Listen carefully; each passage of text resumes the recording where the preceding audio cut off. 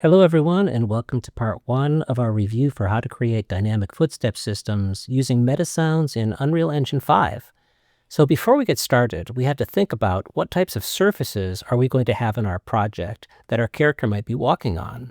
So before I started recording this tutorial, I downloaded some materials into this project from Quixel Bridge, and they're inside this Megascans folder. I beg your pardon. So if I double-click that and open it, and here under Surfaces, you can see I've got three subdirectories. One that contains a wooden floor material. Let's go inside there and check it out. So here you can see the material instance, and then these are the three textures that were used in the material.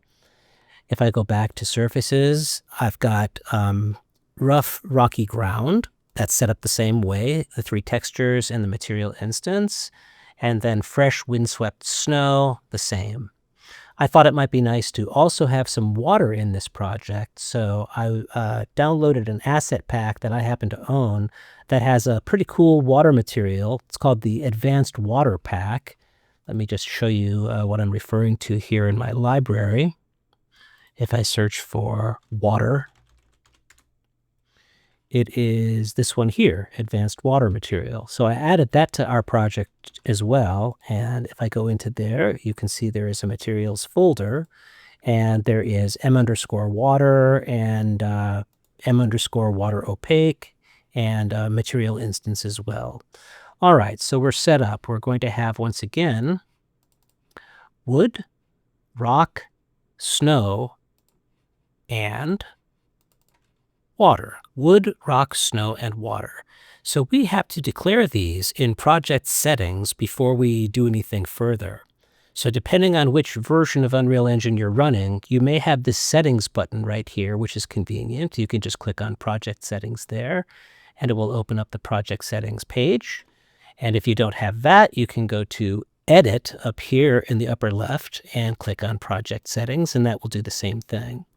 If project settings isn't docked, you can just take the tab and drag it up to the top of your screen. Just make sure you don't put it on top of your map here. And that's a convenient place to keep it because I frequently access project settings as I'm working on a project. So with that open, we're going to do a little search here so we don't have to crawl through all these options on the left. Just type the word surface. And here under engine-physics, you have to declare our surface types, which are just names. So let's highlight this surface type 1 name where it says none and type wood. And for surface type 2, we'll highlight that, type rock. Surface type 3 will be snow. And surface type 4, that's going to be water. Okay, that's great. And we don't have to save there, but you can save anytime. Just click Save All, and we're good to go. So the next thing to do is to make some room in the map here. I'll just delete all of these meshes. And we're going to replace them with some placeholders that can act as like a staging ground for our different materials. So bear with me while I clear all this out. Probably should have done this in advance, but it doesn't take very long. Okay, so let's make some, I guess, sort of like virtual Foley pits is sort of what these feel like. So I'll Control Spacebar or Command Spacebar if you're on a Mac, and I'm going to go here into Starter Content, and then we're going to go into, I think it's Shapes, and let's get a cube and bring it in here. We're going to scale this way up, so let me just see that it's relatively centered, and I'll put it over there. Zoom in. And I'll grab our scaling tool, make this more flat. And oops, that's too small. A little bit more flat, perhaps. Let's change our scaling and use a smaller increment for that. So it's just a little bit more flat and wide and long, like that. And let's see. Just a little bit wider, sure. I'm going to go back to my translation tool, click on that, and we're going to copy this a few times. So I'm going to hold down Alt or Option while I click and drag so that I've got another one of those. And if you want, you can click the first one and shift-click the next one and hold down Alt or Option once again and make another one. So let's highlight all of these. I'm holding down Shift as I do that so that I can move them together as a group, just so that I can kind of center them in the project here. I'm also going to take my player start and move it over here and rotate it so that it is looking forward. It's going to play, and now I've got these little planes that I can walk on. Each one of these is going to have a different material on it. Okay, so I'll hit Escape, and we'll set that up next. So I'll hit Command Spacebar or Control Spacebar once again and go back into my Megascans folder, into Surfaces, and we're going to apply these materials to each one of those planes that we just created. So let's go for our wood first. Here's the material instance. I'll just drag and drop it onto there. It's okay that it's tiling. I'm not so much worried about, scaling or anything like that right now. And we'll go back for our rocky ground. Get that material instance on there. Get our snow. And then last but not least, we're going to go into our advanced water pack, materials, and let's use M_water. That looks pretty cool. I wonder if that is too see-through. Maybe I will try the opaque version of that. It's going to compile. Okay, so you can see that wiggling around. There's a feature in materials, I bet that's using, called world position offset. And that's not an animation, believe it or not. That's something at the material level. Let's see how these look in the game. So I've got some wood to walk on. And this rocky ground. The snow. And then this looks a little swampy. I'm going to change my mind there and see what this looks like after all.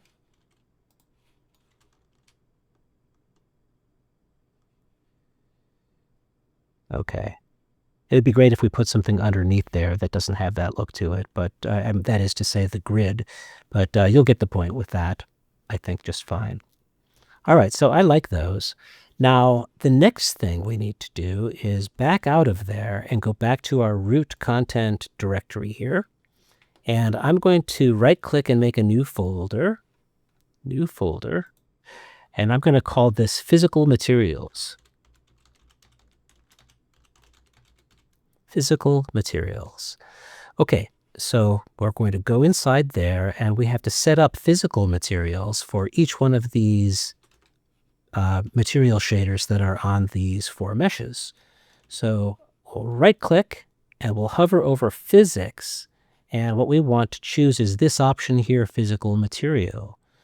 And we will then click on this Physical Material option and choose Select. And the naming convention that most people use is PM for physical material _, and then just use the surface type. In this case, I'll type wood. Wood. And open that, double click it. And what we have to do now is we have to type in which surface we are actually using, or locate which surface we're using. So here under surface type, we'll open that up, and you'll see the different surface types that we defined in project settings earlier. So here's the one for wood. So we'll choose that and save it for this physical material. Now we need to do the same thing for our other surface types. So we'll do the rocky ground next, right-click, and Physics. Oops, Physics. Jumpy mouse today. Physical material. Choose that, select PM_, I'll just type rock, just to keep it brief today, PM_rock, double click that, and open up this little menu and find our rock, save it, close the tab. Next one will be for snow. We'll right click, hover over Physics, and Physical Material. This is just the same thing. PM_snow. Open it. Find our snow surface type. Save. And we'll do one more for our water. So physics, physical material, PM_water. Great. All right, so we've done the same thing for 4 different physical material assets that we just set up ourselves. Now we have to assign these physical materials to the actual material shaders that we're using. So we're going to go back into the content directory. I'll open up Megascans, and into surfaces, I'll go to my first surface type here, our wood. And here we'll find our mi_wooden floor material instance. We'll double click that to open it, and we're going to search in the details panel for physical. Oh, I misspelled it. PHYSI. Okay. I see it's abbreviated. That's why it filtered it out. So phys material right there. And we're going to look for our PM_wood. PM_wood. And that will be there provided we have made it in advance. Okay, so there it is. I'll clear that out and I'll save the material instance. And we're going to do this again for our remaining materials. So let's go to our next one, surfaces, rocky ground. Double click it, search for PHYS. Don't type the I or you'll have the same problem that I did a moment ago. And we're going to search for PM_rock. Save the material instance. And we'll do our snow. Surfaces, snow. Here's the instance. Double click it. Physical material. We'll search for PM_snow. Save. Close that. And let's go to our water pack and make a material instance for that clear water. So we'll go to content and advanced water materials. And I'm using M_water, so I'll right click that and create a material instance. I'm going to change the name by removing the _inst1 and add an uppercase I to the prefix material instance _water. Double click that, and we'll do this one last time. Physical material, it's right there. PM_water, like so. Save. And before I forget, okay, that's doing a save. So let's just pause and let that do its thing. Okay, so before I forget, let me just replace this master material on that with the instance that we just created. Okay, so now it's mi_water, not M_water. Perfect. So all of these should have their physical materials assigned to them. All right, so now let's just save all. So the next step is to get our character detecting those surface types. So I'm just using, of course, the default character, Quinn. And we have to set this up in our animations first. So the animations for Quinn and Manny are in the content directory. If I go here into this characters folder, double click that, and then into mannequins, we'll double click that as well. And then finally animations. And you can see that there are 2 animation blueprints here. And there's a Quinn subdirectory. And she's got walk forward and run forward. And under Manny, we've got the jumping. And I think there is the jump land. And is there a walk? Yeah, I'm just curious. Does Quinn have walk also? Animations. I went back one level too far.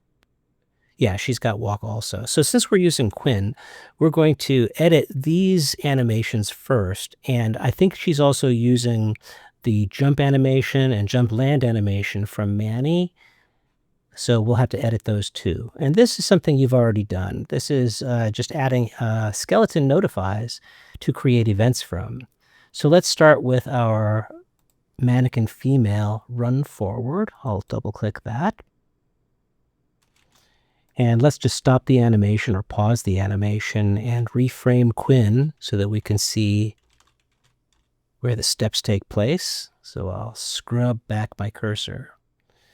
We already have a notifies track here, but this is being used for something called sync markers. So let's make a new notify track by opening up this little drop-down menu and choosing add notify track. And that'll just be our track 2 there. So we'll scrub this forward and wait for the first footfall, maybe about there. I'll hover over the cursor, that little cursor line, right-click, and choose Add Notify. And this first one is going to have to be this new notify option. We'll left-click that, and I'm going to just simply type footfall, like so. Remember, you can sort of massage these later if the timing seems off. But right now I think that'll work okay. And I'll scrub forward until I see the next footfall. Right about there. Right-click right on that cursor line once more. Add notify. We do not need to make a new notify this time because we already made one called footfall. And it's here in this list right here. So there is our footfall notify. And we're going to reuse that all over the place. Right about there is the next one, new notify, footfall.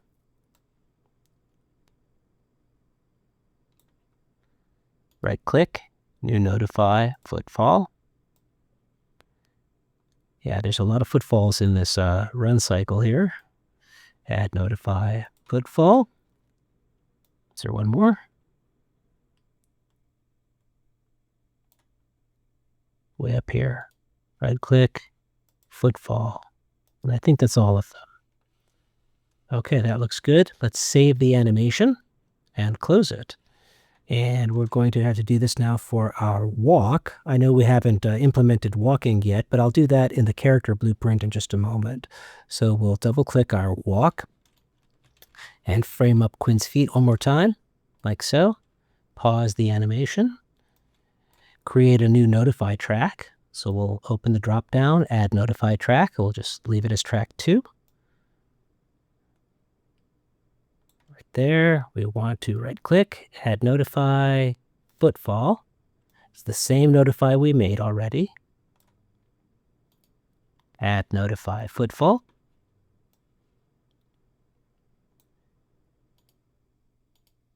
Add notify, footfall.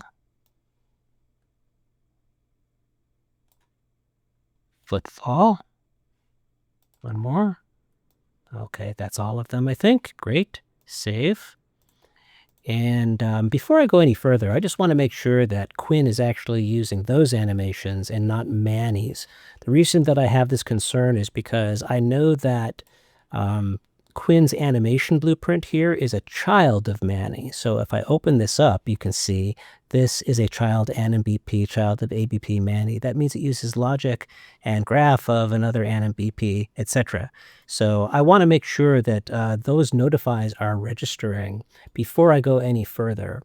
So we're going to do this inside of the parent animation blueprint, ABP Manny, right here. I'm going to double-click that. And of course, you would do this in whatever animation blueprint is relevant for your character, okay? So what we're going to do is we're going to just zoom into the event graph here and right-click, and we're going to just search for that notify footfall event, anim notify footfall. And every time that happens, what I want to do is cast to our third-person character. So I'll right-click and I'll type try get pawn owner. If this doesn't work, we can also try to use get player character. So let's try get pawn owner first and make sure that the target isn't expecting anything that that we don't know about. So from the return value, we'll cast to BP underscore third person character. And of course, this would be to whatever character you already have set up. Okay. And let's just do a print string here. Print string for hello. Compile and save. And I'll close that for the, or you know what, I'll leave it just docked right over there because we're going to be right back inside of there. So if I run, I should start seeing hello, hello, hello, hello. Great. All right. So every time that happens now, we need to set up a line trace. And a line trace is just sort of like an invisible line. You can actually make it visible for debugging purposes, but think of it as an invisible line that has a starting point and an ending point. And it's used to detect things like collision, but it's also used to detect things like surface types. So let's move this print string out of the way. In fact, I'll disconnect it. I'll leave it in the graph in case I need it again for anything. And what we're going to do from our third-person character, because I know I'm going to want to use this elsewhere in the graph, is right-click it and promote it to a variable. I can leave that name that way. It's fine with me. And then we're going to right-click and choose Line Trace by Channel. Just this first one here, Line Trace by Channel. And it wants a starting location and an ending location. So our starting location is going to be the location of our character. So we'll pull off the return value here, and we'll type get actor location. And let's just print that to the screen as well and make sure that it's detecting our location. And we'll just convert that there. That conversion will populate automatically. So let's see. Yep, that's updating our location with every footstep. So far, so good. All right, we'll disconnect our print string, get rid of that conversion. So this actor location is going to be our starting location for our line trace. But we want it to also go down on the z-axis from wherever we are right at the moment, but subtract a certain float value, I guess you could say, on the z-axis from that. So what we'll do is we'll pull off get actor location and we'll type subtract. And that's going to be, from here, we're going to subtract nothing from x and y, but on z, we're going to type, let's just do 200. Okay. And that is going to be the end of our line trace. Okay. So in other words, wherever we are, minus 200 is going to be the end, minus 200 on the z-axis. And notice that I did not type a negative sign in front of 200 because this operator is already subtract. All right, so that's why I don't have to do negative 200. So we will connect this execution wire. And we are in very good shape so far. The next thing I'd like to do is from our outhook, our outhook, why did I say that, is going to break hit result and open that up. And this is going to give us our material, our access to all sorts of information, but including our physical material here. So let's just make sure that we are picking that up with our print string. Oops. Connect the execution wire. Connect our physical material. This should convert to a string, yeah. And let's see if it is picking up our surface types accurately. So as I walk on our wood platform here, we should see the word wood printed screen. PM_wood, that's good sign.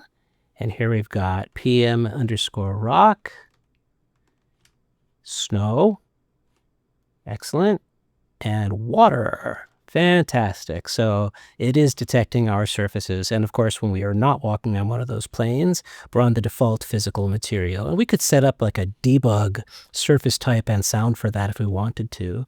I'm not going to do that right now, but feel free to do that if you wish. So let's hit escape and we'll do a save all. Oh, I guess I haven't modified much since then, but anyway, it's saved.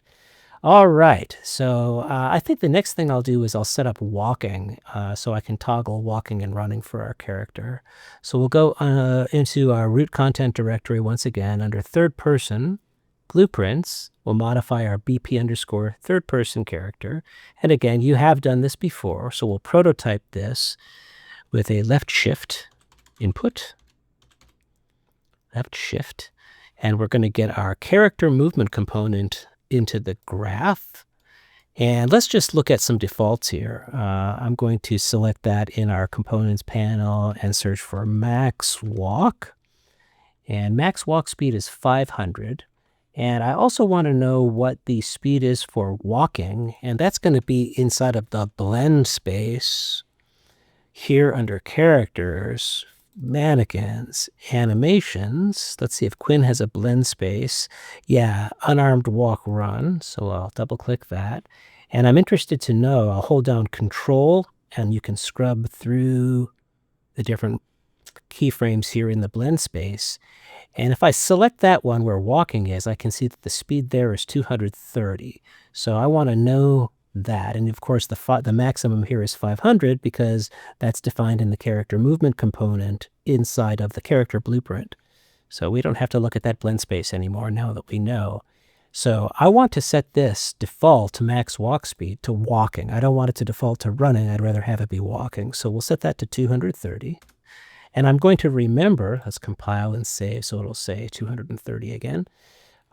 We have to remember that running was 500. So off of the character movement component, I'll pull off and I'll do set max walk speed.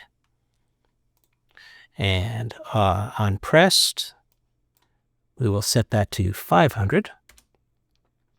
And then I'll duplicate that node, Control D or Command D. And here on released, from the character movement component, once again, we will reset that back to 230. Compile and save. So now Quinn should be walking by default. Let's just test that out. And if I hold down Shift, and it does not make any difference to detecting the surface type, as you can see from our print string underneath. Does not matter. Everything's still working just fine. Terrific. Okay, so let's do a save all, and I'll go back to our root content directory, and now it's time to start making some sounds. So we are going to find some blank space in our content folder, right-click, and make a new subfolder, and we'll call this MetaSounds. And I'll double-click that, and maybe I'll make a subfolder inside of here called Footsteps. All right, double-click there. So now I will right-click and go to Audio, and I want to choose this option here, MetaSounds Source. In the past, you've used sound cues, but MetaSounds, as you're going to find out throughout the rest of this course, are a lot more, let's say you can do a lot more with a MetaSound than you can do with a sound cue. This would also work with sound cues, by the way. So if you're watching this and you're more comfortable with sound cues, it will also work. But I would like you to get comfortable with MetaSounds here. Eventually, sound cues are going to be deprecated from Unreal anyway, so you might as well get used to this workflow using MetaSound sources. So I'll click that option, and I'll name it MSS for MetaSound Source _ I'll call it Footsteps, or Footsteps, yeah. _ wood. We'll use that convention. Footsteps _ wood. We'll double click that to open it, and you'll see the graph looking like this. So this is a mono MetaSound source, and that's fine. As a matter of fact, I prefer mono sounds in the game, especially if they're going to be spatialized or if any listener in the game needs to have just sort of a clear impression of the localization, where that sound is coming from. So even if your source audio is stereo, I would recommend keeping the MetaSound source as mono for this particular application. For something like music, you might want to change the MetaSound source to stereo, and that's easy to do just by clicking here on MetaSound and changing the output format from mono to stereo. Notice we also have quad for quadraphonic, 5.1 surround sound, and 7.1 surround sound. All of those are options there for you, but this will be mono for the time being. So we're going to move our input over to the left a little bit, and we're going to search for a basic wave player. So I'm right-clicking in the graph, and I'll search for wave player 1.0 mono, like this. And we're going to connect our input trigger on play here to where it says play on the wave player. And our onFinished is going to be connected to this output here that says onFinished. And that just means that when we play the MetaSound, it will only play for the duration of that file, as opposed to not having that connected, which I option-click that, just like in a blueprint, by the way, or alt-click. And if I play that, you'll see that the MetaSound continues playing even if there is no audio. So we just want this to be like a one-shot. So that's going to go onFinished to output onFinished. And we are going to connect the audio output of this wave player to out mono, like so. So I'll hit save there. Now I'm going to just set up a very basic dummy sound here first. And I would like to point out that I already have some assets in the project here. If I get back to my content folder, I've got a sound pack in here called the Footsteps Survival Bundle. And again, I own that. That's on Fab, so I'll show you what I'm using. Footsteps. That is this one here, 530 Footstep and Mega Survival Bundle. So this one comes with a whole lot of WAV files for footsteps on different surface types and other things. So that's what I'm using here. Of course, I prefer it if you were to record your own and edit them up in your digital audio workstation and import them into Unreal first. But this is just, we're learning the implementation today. So we'll use this for convenience. So if I go into that folder, right there, and look under Footsteps, you can see that they've organized these into different subdirectories. So let's look at Footsteps Wooden for a second. And there's two folders. They've already prepared sound cues, and in this case, they're not particularly useful because each sound cue just has a single sound wave in it. And of course, we like to randomize things, so we're going to make use of the sound waves in this folder. So let's just get one of these. Okay, Footstep Indoor, and I'm going to go back to our MetaSound source and just populate the wave asset in this wave player here, like that. And I'll save it. This is not the finished product by a long shot, but I'm going to go back to my animation blueprint for ABP Manny and disconnect this from our print string. And I will do simply a play sound at location. Right there. And the sound is going to be the MetaSound source that we just made, MSS Footsteps Wood. And the location is the location of our actor. So let's connect this pin over here. And just to make it more readable, I'll double click on the wire and make a reroute node. And one over here. Okay. Leave this hanging around just in case. All right, so if I compile and save, right now it's not going to do anything particularly different for the different surface types, but we'll confirm that we have audio, and it's going to sound very, very robotic because it's the same wave over and over and over again.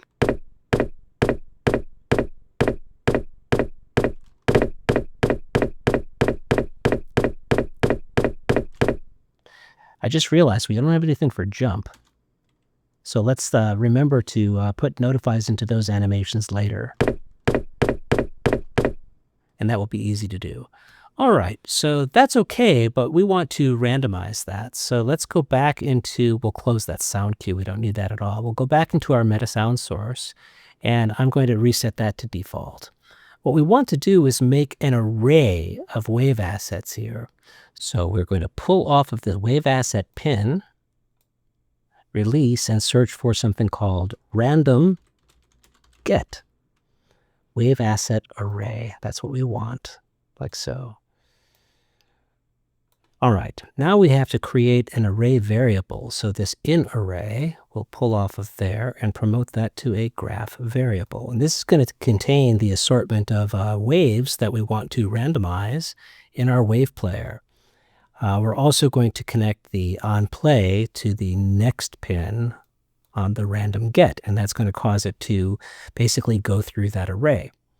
Now the array members, if I highlight that variable, are going to show up here I wasn't clicked fully on there, are going to be right here under default value. And you'll notice right now there are no array elements. It's completely empty. So let's go to our content browser again. I'm still in that footstep wooden directory for our wave files, and I can preview them. I don't have to like them all. Like for example, that one sounded a little funky to me. And many of them are very different in sound. Okay, so at least for one layer, I like that one. I like that one, so I'll control click. I like that one. Like that. That one I don't like. That one I do like. So control click or command click will allow you to make a discontiguous selection. Don't like that one. Too deep. Okay, so let's just use these. And here's a trick. Instead of adding array elements one by one, if I have a multi-selection like this, I can drag the whole bunch of them on top of there, and it will populate my array. So we will save that. And now when I walk around, we should hear some basic randomization.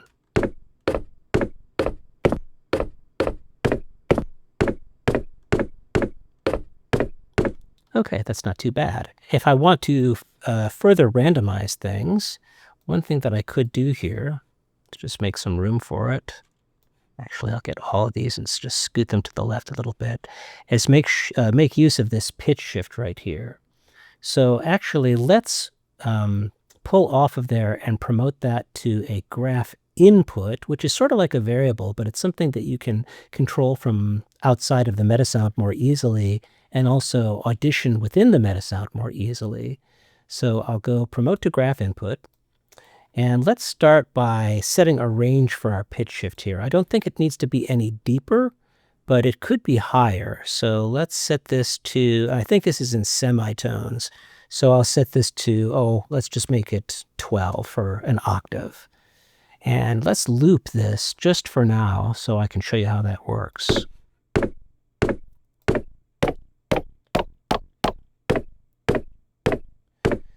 So that'll give us overall tuning for this layer. And I can multiply this. It's a float value. Multiply float. And connect that to the pitch shift by some random float within a range. So let's pull off of there and type random float. Like so. And I need to connect the input on play to next for that also, so that it will shuffle these on each iteration of the footstep. So let's set a range for our, I don't think we have to set a range for our random float. And this doesn't necessarily have to be an octave, because that would be probably way, way too much. So let's try maybe 3 half steps or 3 semitones. And that should be a minor third. And we'll loop that again.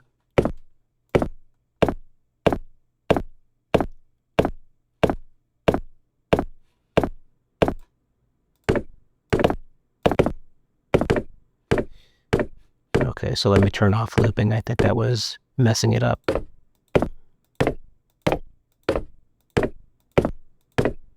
That even might be more than we need. So let's set that to major second.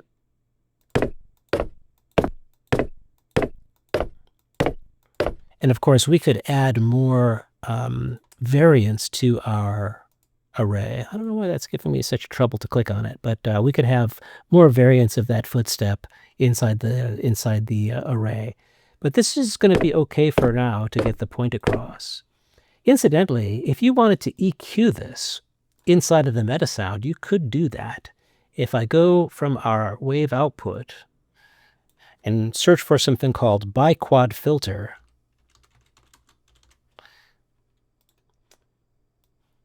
and basically insert that into the path from the audio output of the wave player to the final output of the MetaSound, you can see that there's different filter types here.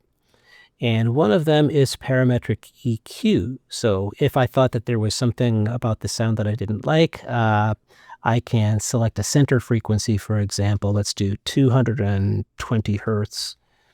I'm listening on headphones, so it's difficult for me to hear this. And I can adjust the gain using another graph input. So I will promote that to a graph input. And I can set a range for it. Let's say plus or minus 12. So negative 12 to 12.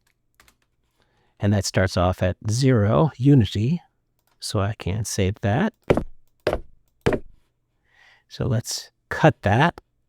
It's not decibels.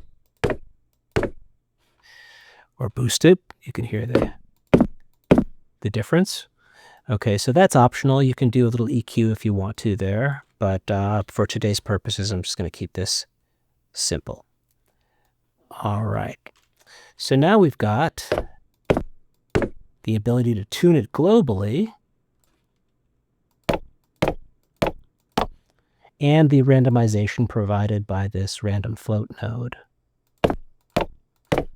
Okay, that's too high.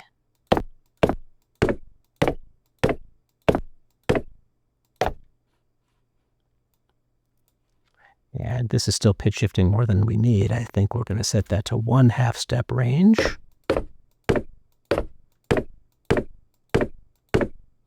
That's more like it.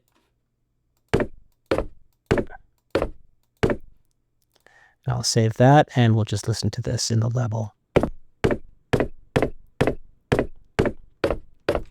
Okay, that's all right. So now I want to improve this MetaSound by adding another 1 or 2 layers to it.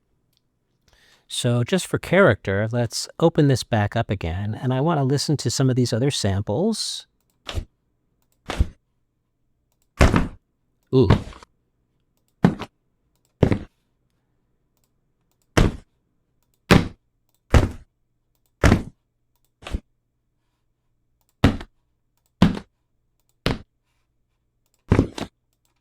And I'm thinking in my mind right now whether any of these are going to be useful to layer in.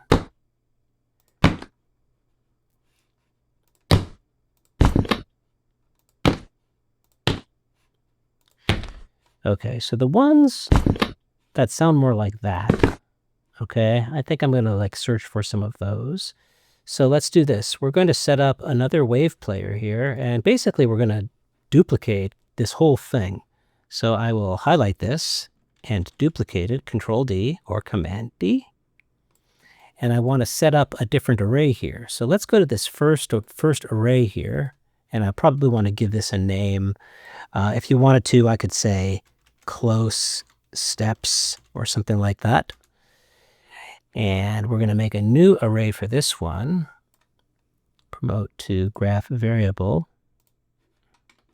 And give it a name. I'll call this something like distant steps. Let's say we had a room mic when we were recording these. Okay. And now we need to hook up our on-play trigger to next, and also to the other destinations as it is set up with our first wave, with our first layer, excuse me. So there we go. Like so. All right, so let's set up this array now. And I'll look for the samples. I can tell sort of a little bit by sight. That one sounds very deep, almost like it was artificially detuned.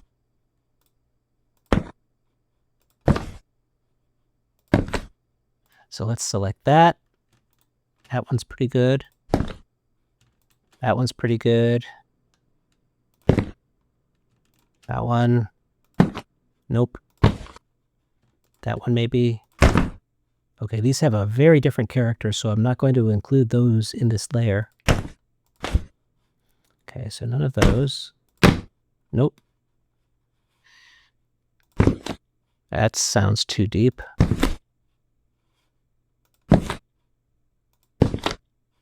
Those almost sound like they've been pitch shifted before they were even imported here. So maybe that one. Maybe that one.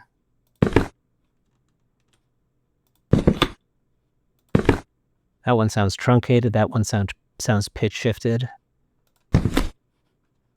That one.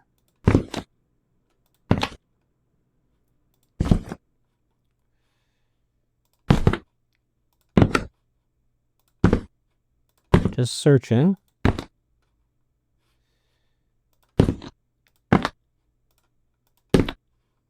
Maybe that one. Okay, so I've got, I didn't like that one after all. So I've got another multi-selection. Ooh, I screwed up. I accidentally unclicked it. So let me do that quickly one more time. One, sure. No.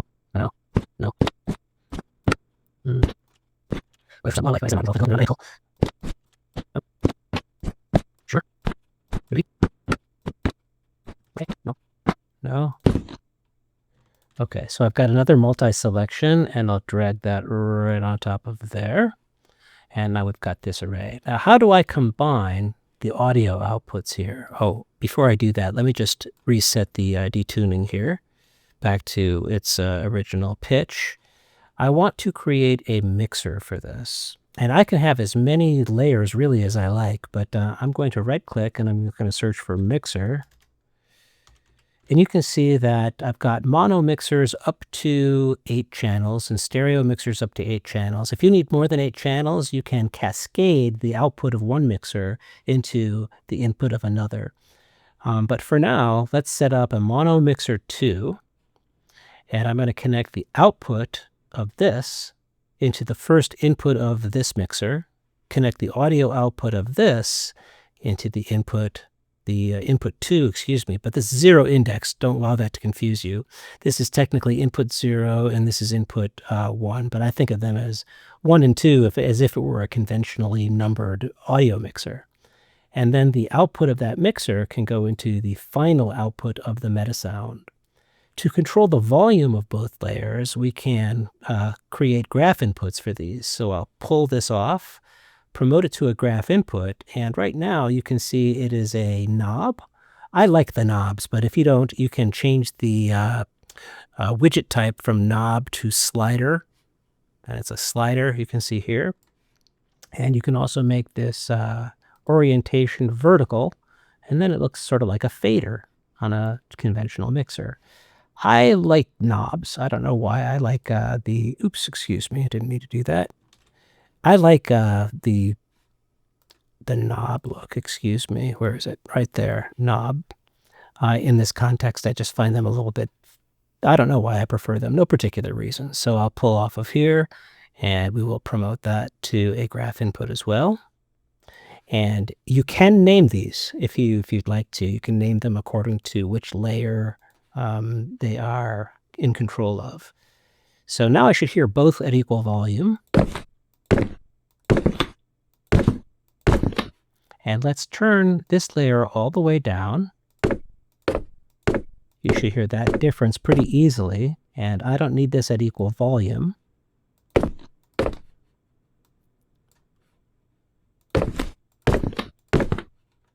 Turn that down a little bit.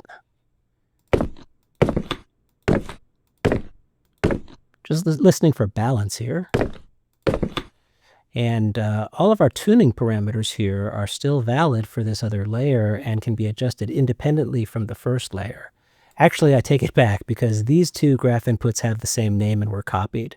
So let me just unhook that one, and we will create a new graph input here. And I would probably want to rename that. We'll do something like layer 2 tuning. Oops. Since I'm naming these, I might as well name the first one layer 1 tuning. Okay, so that's because I copied and pasted.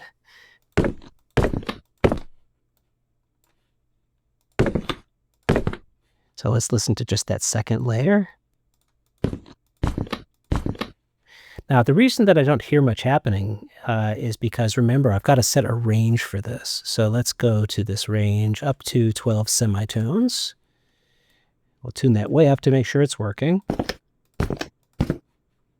It is. And again, we will bring in our first layer so I can hear how it combines. It's not bad. Might be a little high. So let's do 6.5. I mean 5.5. There we go.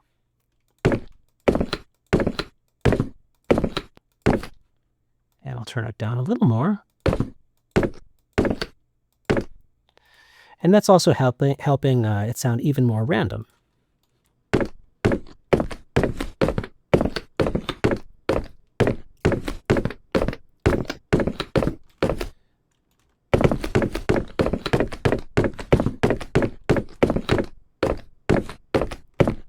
Okay, not too bad.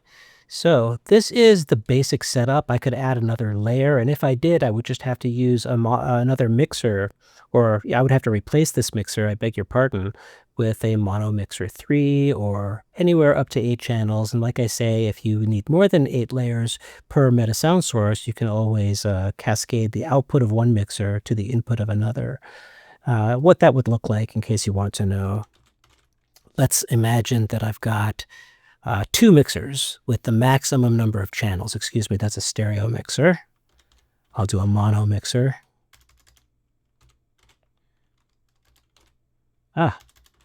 Typo City. A mono mixer with 8 channels here. If I were out of channels on that and I needed more, I would just take the output of the first mixer and occupy a channel of the second, and then that one would go to the final output. Okay, the same thing would work for stereo mixers, but for now, we will leave it just for demonstration purposes at this as it is here, okay? So we can save that, and now what I need to do is to create sounds for our other layers. So we're going to go into our MetaSounds folder, Footsteps, and I can start by duplicating this, I suppose. So we will do a duplicate, and I'm going to do the next one, which is, I forgot, the next one, which was rock. So we'll F2 that, and I'll replace wood with rock, like so. So we just need to modify this and then set it up for what sounds best in terms of tuning and randomization for the rock samples in that folder. So for our close steps, what I'm going to do is delete all those array elements. And for the distance steps, I'll delete all of those array elements, and we'll populate them with new samples. So I will select that one there, and we're going to go into the survival footstep folder and find footstep, let's say gravel, waves, and we'll listen to what there is.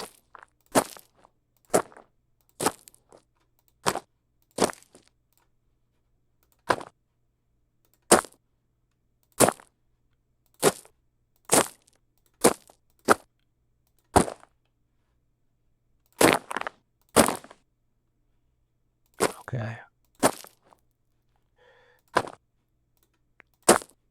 I'm just familiarizing myself with what these sound like. Okay, so let's do, because some of them you can see are higher in amplitude and some of them are longer in duration than others. So we can maybe organize them according to that. So let's do these four for that first layer. I can do shift click in that case because they're all the same. They're all in a row. I'll drag that multi-selection onto there. And for this array, disarray, come on. Yeah, I've got it highlighted. Let's see.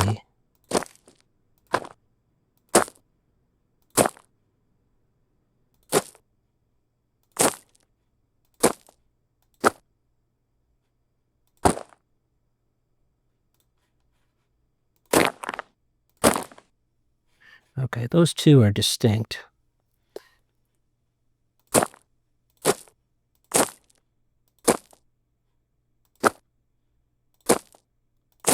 These three I like.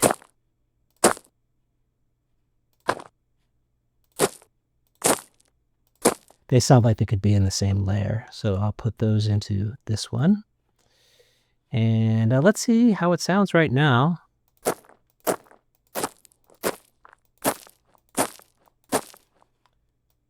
wants to be same level maybe. That could be too much. And you know what I think I could use is maybe one more layer here. I might combine this with some of the wood footsteps. So let's get rid of the mono mixer here and make a new one. Mixer. And we'll do a 3-channel mixer this time. This will feed input 1. This can feed, excuse me, I should zero index my speech here. This will feed input 0. This will feed input 1. And input 2 is going to be another setup just like this. So I'm going to not include that variable here, but I'm going to select everything else. And not that graph input either, because remember, I don't want it to be linked to that first one. I'll duplicate these. We'll make another in array, and we will right-click that, not right-click it, I beg your pardon, pull off and promote it to a variable, and we'll name this part maybe heavier steps or something like that. I want it to have a little bit more weight to it. And let's make our graph input for this, promote to graph input, and we'll call this layer 3 tuning. Just to keep consistent with what we've been doing, and we'll set the range to an octave. Not that we need that much, but just gives a familiar sort of granularity to that. And that's going to go into channel input 2, or the 3rd channel of our mixer. So we've got that gain, we've got that gain, and we need a graph input for this one. So make a little room for it. Right now it's up there at unity. And I'm going to get the samples for this array. Oops, I forgot. I need my onPlay trigger. To next, to play, and to next for the random float. Okay, so for this array, I think I'm going to use samples from a different category. So footsteps, let's see. Let's listen to maybe dirt. Oh, those are more high frequency.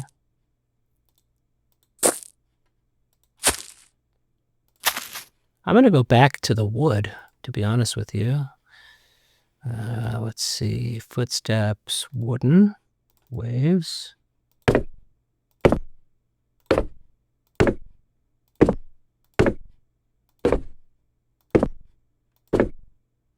Okay, maybe all but those last two there.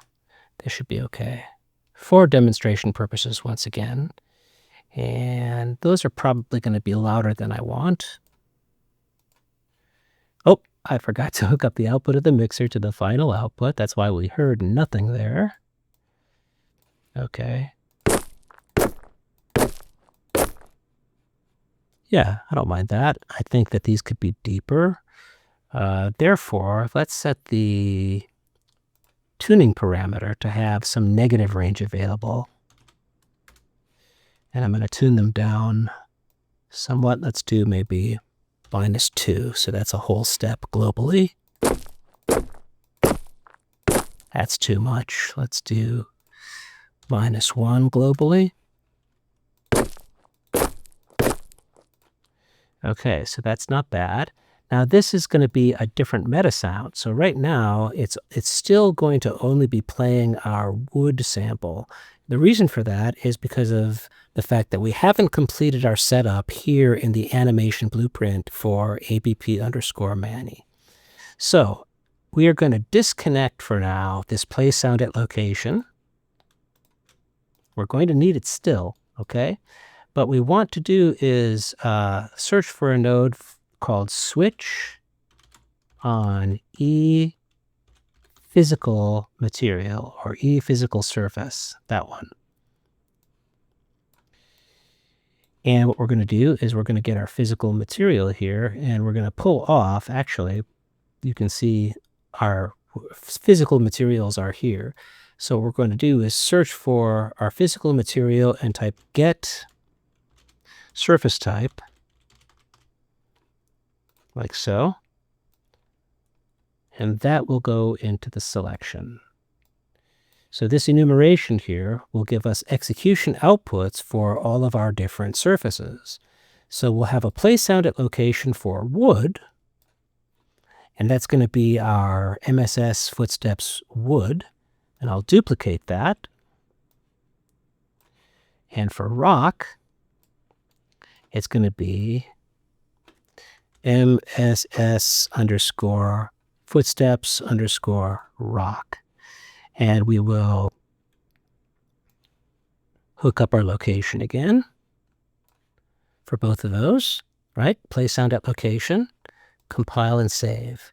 So if this is set up correctly, we should now have the correct footstep playing on this surface and this surface. Let's try it.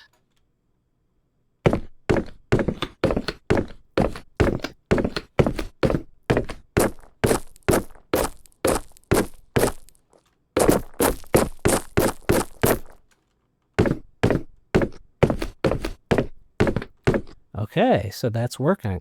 This is basically it. The main thing that we would have to do at this point is finish up just by creating additional MetaSound sources for our other surface types. So I'll do that right now. I'll pause the video and I'll be right back. Okay, so as you can see here, I've got 4 MetaSound sources now, and I did this just by duplicating and messing around a little bit. I didn't spend a huge amount of time getting each one to sound as fantastic as absolutely possible. Remember, we didn't record those samples ourselves, but they at least contain the right sample types, each one of them, and I named them accordingly. So let's go back into ABP Mani, and we're going to play sound at location now for our other 2 surface types. So we'll just need 2 more of these, and we're going to duplicate that and duplicate it one more time and connect our locations and our execution pins. And let's search for our MetaSounds now. This one is going to be for snow, MSS underscore snow. Oops, what happened there? Oh, footsteps, I see. MSS underscore footsteps snow. I forgot our naming convention there for a second. And then finally water for this last one. MSS underscore footsteps water. Let's see. There it is. Okay. Compile and save the animation blueprint, and away we go.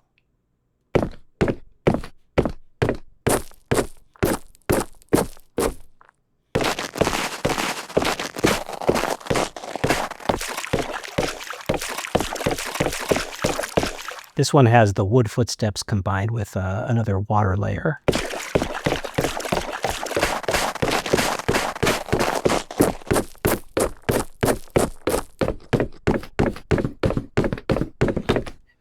Okay, and remember our jumps, they don't have anim notify, so that's easy to fix. We're just going to go right back into our characters, mannequins, animations, and remember Quinn didn't have jump or jump land, so let's go into Mani and find those.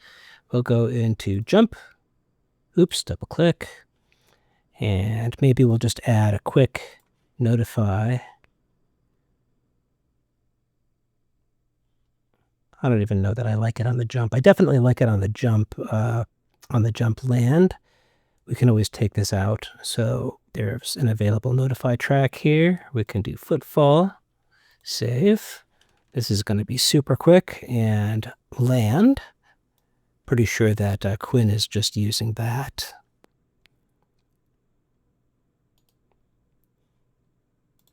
So now we should have all of our locomotion animations. Okay.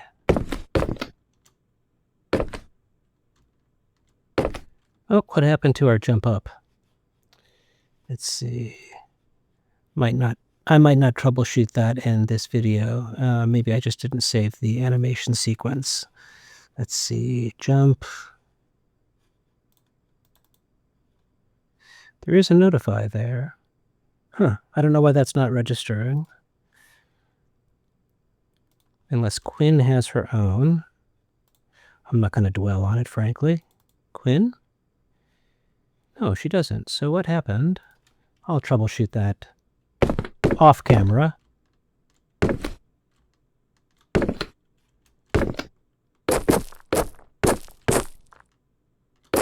Yeah, how odd.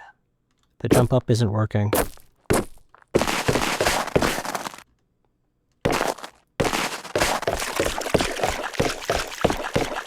No big deal.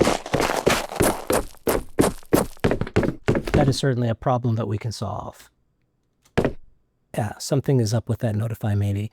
All right, well, thank you very much, and have fun practicing this technique. This will get you ready for the next level, which is going to be implementing this in a layered landscape. So it can detect our surface types from our landscape material layers. And that's a lot of fun as well. While we're at it, I'll show you some tips and tricks for how to get even better looking landscape materials in our next video.